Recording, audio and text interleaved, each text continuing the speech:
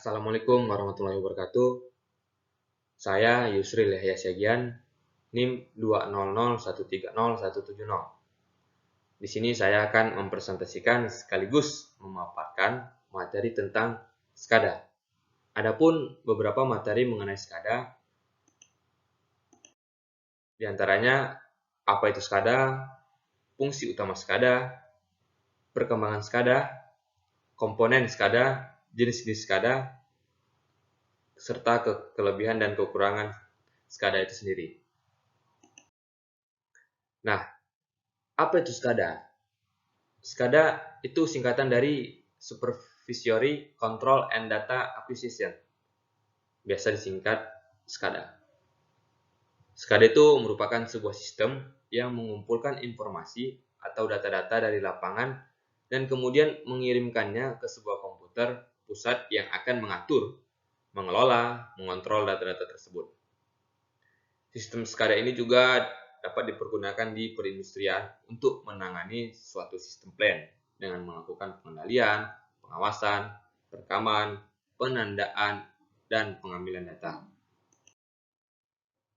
Adapun fungsi utama dari sistem SCADA yang pertama yaitu akuisisi data. Akuisisi data ini dapat berupa pengukuran terhadap masukan dan beberapa sensor yang digunakan untuk mengukur terhadap keluaran, yaitu melingkupi tekanan, massa jenis, densitas, dan lain sebagainya. Berikutnya itu komunikasi data. Dibutuhkan RTU yang menjembatani antara sensor dan jaringan SCADA itu sendiri. RTU ini fungsinya untuk mengubah masukan-masukan sensor ke format protokol yang bersangkutan dan mengirimkannya ke master SCADA. Adapun kontrol, itu bisa dilakukan otomatis kontrol atau otomasi proses tanpa melibatkan campur tangan manusia.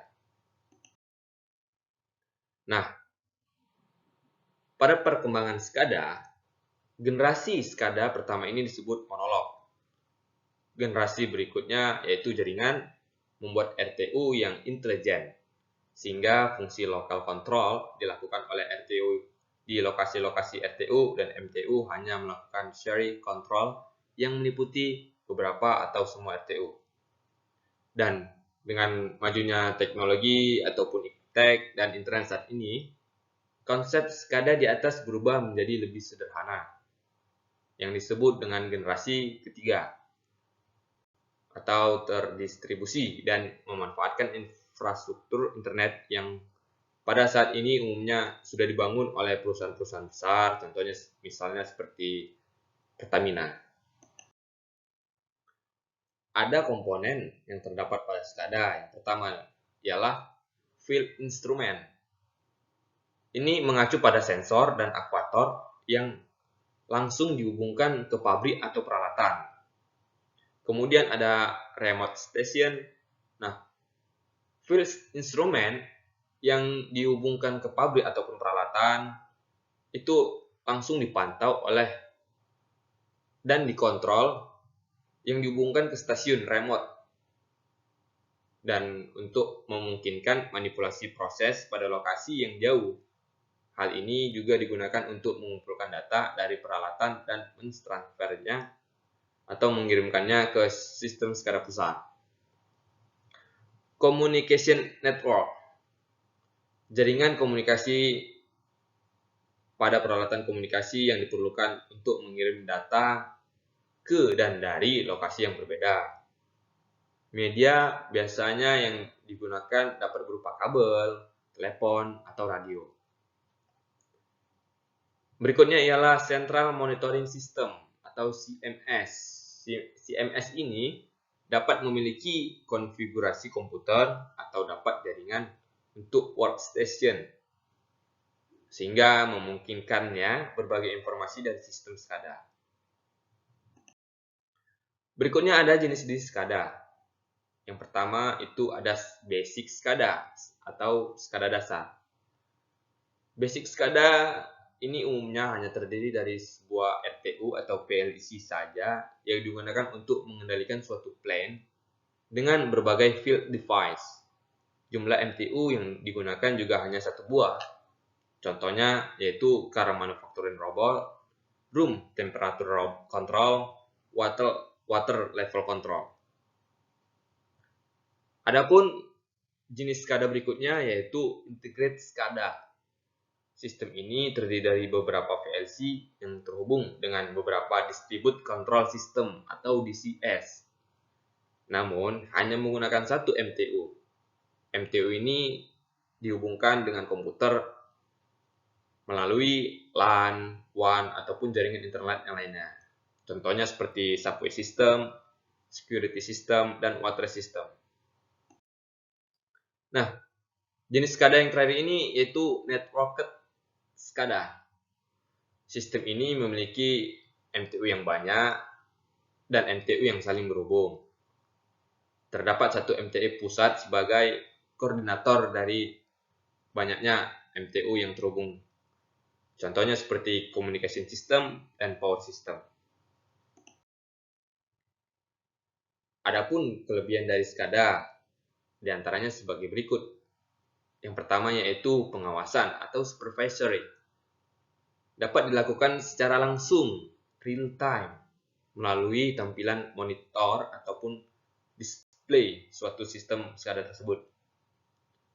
Kecepatan dan kemudahan memperoleh informasi berkaitan dengan kondisi ataupun status sistem yang dapat dipantau. Kemudian dapat mengontrol proses-proses yang lebih besar dan kompleks dengan lebih mudah, tidak memerlukan banyak operator. Berikutnya, dapat mengontrol plan secara time dari jarak jauh, sekaligus dapat mendeteksi dan memperbaiki kesalahan ataupun kerusakan sistem secara cepat.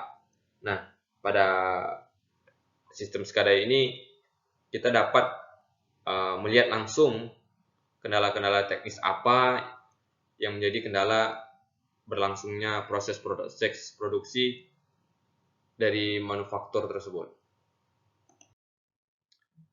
Selain kelebihan, di SCADA ini juga mempunyai kekurangan. Yang pertama yaitu kecanggihan sistem membuat manusia menjadi lemah dalam hal pengawasan.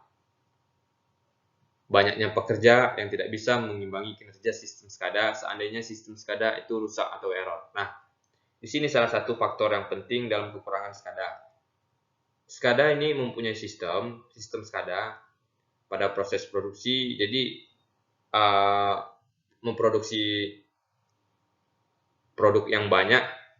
Namun pada saatnya sistem SCADA itu mengalami kendala teknis atau rusak maupun error, manusia sudah lebih dahulu ketergantungan terhadap sistem. Nah, pada saat itu rusak, manusia tidak bisa mengimbangi kerja dari sistem itu sendiri. Ini menjadi hal penting yang patut kita perhatikan ke depannya ketika kita mempunyai industri manufaktur yang besar dengan menggunakan sistem SCADA. Yang terakhir itu sistem SCADA bisa rusak karena faktor teknis maupun non-teknis seperti bencana alam. Adapun kesimpulan yang dapat saya ambil dari materi sistem SCADA ini, SCADA merupakan sistem yang praktis dapat digunakan di suatu industri, memudahkan suatu proses pengontrolan dan dapat menganalisa sistem. Dapat dihubungkan ke PLC. PLC dapat digunakan sebagai RTO. Mungkin ini saja yang dapat saya sampaikan. Lebih kurang saya mohon maaf. Saya tutup dengan wabillahi taufik wal hidayah. Wassalamualaikum warahmatullahi wabarakatuh. Terima kasih.